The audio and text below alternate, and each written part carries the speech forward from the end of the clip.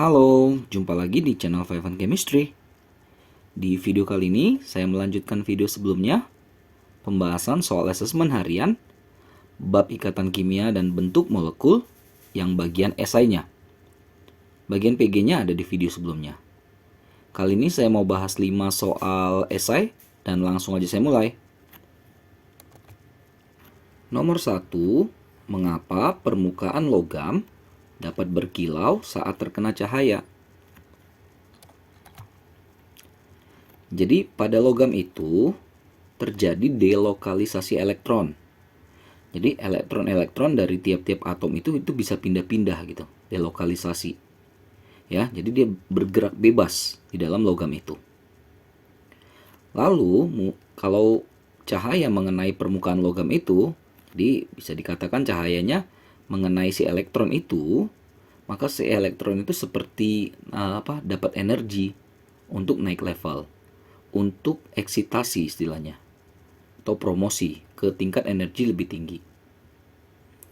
Dan elektron yang tereksitasi tadi pasti akan kembali lagi ke keadaan dasar. Ya. Nah, ketika dia kembali, dia akan memancarkan cahaya dengan panjang gelombang tertentu. Jadi warna yang bisa kita amati itu adalah dengan panjang gelombang tertentu. Beda panjang gelombang, beda warna yang bisa kita amati. Gitu ya. Jadi sehingga permukaan logam yang terkena cahaya itu terlihat berkilau. Oke, sekali lagi ya. Jadi cahaya itu sebagai kayak sumber energi gitu ya. Jadi si elektronnya itu kalau dapat energi dari cahaya itu dia naik level, eksitasi, promosi ke tingkat energi lebih tinggi. Dan ketika dia kembali ke keadaan dasar ground state, dia akan sambil memancarkan cahaya dengan panjang gelombang tertentu. Di mana beda panjang gelombang akan beda juga warna yang bisa kita amati. Ya, jadi itu yang mengakibatkan kenapa permukaan logam kena cahaya itu terlihat kayak kilau gitu ya. Oke, untuk nomor 2, unsur Cl kan dapat berikatan dengan Na, membentuk NaCl, oke. Tapi juga bisa dengan H, membentuk HCl, oke. Nah, NaCl titik didihnya itu 801 derajat Celcius. Tapi HCl malah minus 114 derajat Celcius. Kok bisa begitu beda ya, besar perbedaan antara titik didih kedua senyawa Cl itu? Padahal sama-sama Cl maksudnya gitu ya. Ada Cl di kedua senyawa itu. Oke, jadi gini ya. Kalau bicara tentang senyawa NaCl, kita tahu ini adalah senyawa ion karena ada logam Na yang melepaskan satu elektron, sedangkan non-logam Cl menangkap satu elektron. Jadi di situ terjadi serah terima elektron, sehingga menghasilkan senyawa ion NaCl. Kalau kovalen, dia nggak serah terima elektron. Ya, jadi HCl itu H dan Cl-nya itu berbagi atau sharing elektron. Jadi dia menghasilkan senyawa kovalen. Sebenarnya di situ bedanya ya. NaCl itu ada serah terima elektron, ada yang melepas dengan memberi, atau juga menerima atau menangkap elektron satunya ya. Kalau kovalen itu sharing. Itu kata kuncinya di situ. Nah, ternyata ikatan ion itu punya kekuatan yang lebih besar dibandingkan dengan ikatan kovalen. Jadi, energi yang dibutuhkan untuk memutuskan ikatan pada senyawa ion lebih besar dibandingkan energi untuk memutuskan ikatan pada senyawa kovalen. Nah, kalau energinya butuh besar, itu kan menandakan titik didihnya juga tinggi. Ya, jadi NaCl ikatan ion memiliki titik didih lebih besar dibandingkan dengan HCl ikatan kovalen. Nomor 3, cermati data energi ikatan berikut ini. Ini ada C, ini C rangkap, C single, ini double, ini triple gitu ya. Berdasarkan data tersebut, ikatan antar atom C manakah yang paling stabil atau paling kuat? Nah, semakin besar energi ikatan, artinya semakin besar energi yang dibutuhkan untuk memutuskannya.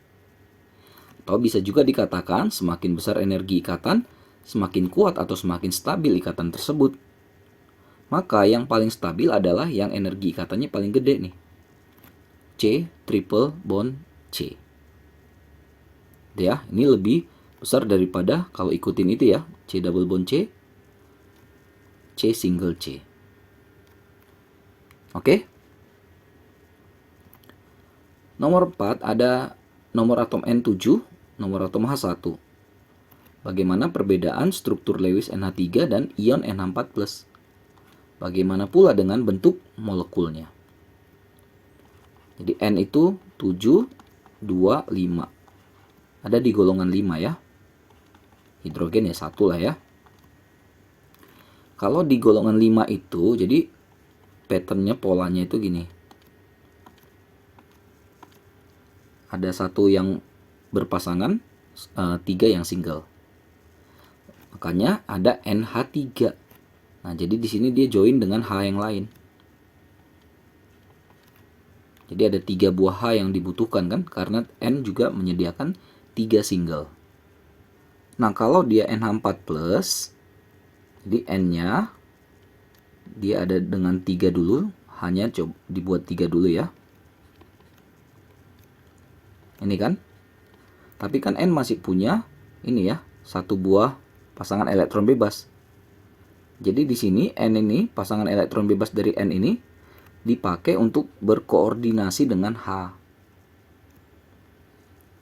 Lalu dibuatlah di sini dikurungin biasanya plus, atau ada juga yang buat plusnya di N. Lalu bagaimana dengan bentuk molekulnya? Ingat, PeB ini punya daya tolak besar dibandingkan PeI. Artinya dia bisa kayak menekuk gitu ya si H-nya ini. Nah, sehingga bentuknya ini namanya segitiga piramida. PeB-nya 1, PeI-nya ada 3. Gimana dengan NH4+, ion NH4+? Ini kan udah terlihat jelas. N itu, PeB-nya ini udah nggak ada, 0. PeI-nya yang 4. Jadi dia akan membentuk ini. Agak susah karena ini 3 dimensi ya seharusnya ya, gini. Ini namanya tetrahedral.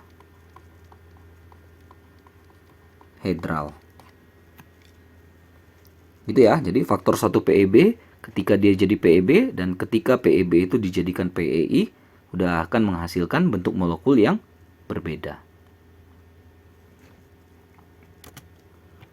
Terakhir nomor 5 ada nomor atom P15Cl17. Jelaskan proses pembentukan orbital hibrida pada PCl5. Kita bongkar dulu pusatnya aja ya, fokusnya ke pusatnya aja. 15, 1s2, 2s2, 2p6, 3s2, 3p berarti 3 ya, supaya 15. Artinya kan ada ini ya. Di sini elektron valensinya. 3s, 3p. Ingat bahwa S punya 1 buah kotak orbital, sedangkan P punya 3 kotak orbital. S isinya 2 ya. Bentuknya seperti ini. Udah spin positif dengan spin negatif ya. P-nya isinya 3, itu masih paralel spin positif semua. Lalu Cl mau masuk 5. Cl mau masuk 5. Gimana dia mau masuk sementara orbital yang tersedia cuma 1, 2, 3.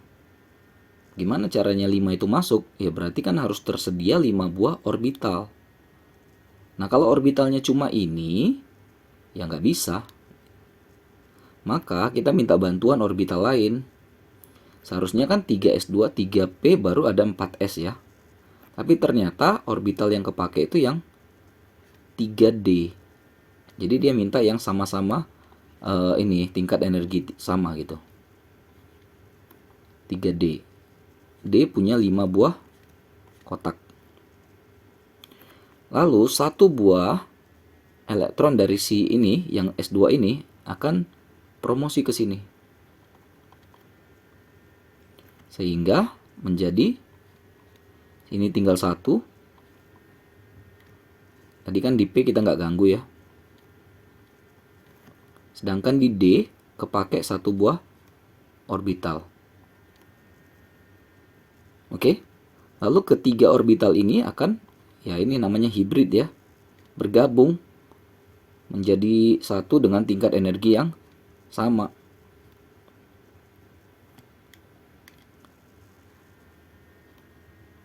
Oke. Jadi yang pertama tadi kan datang dari S, ini dari P, dari D. Di S, P, P, P, D. Jadi ada 5 lah di sini tersedia orbital yang siap dimasuki oleh 5 Cl. Anggap aja X ya, atom dari Cl-nya ya. Ini 2, 3, 4, 5. Lalu ini orbital hibridanya ya, lihat aja. S kepake 1, P kepake 3, D kepake 1. sp3d. Ini bentuknya segitiga bipiramida.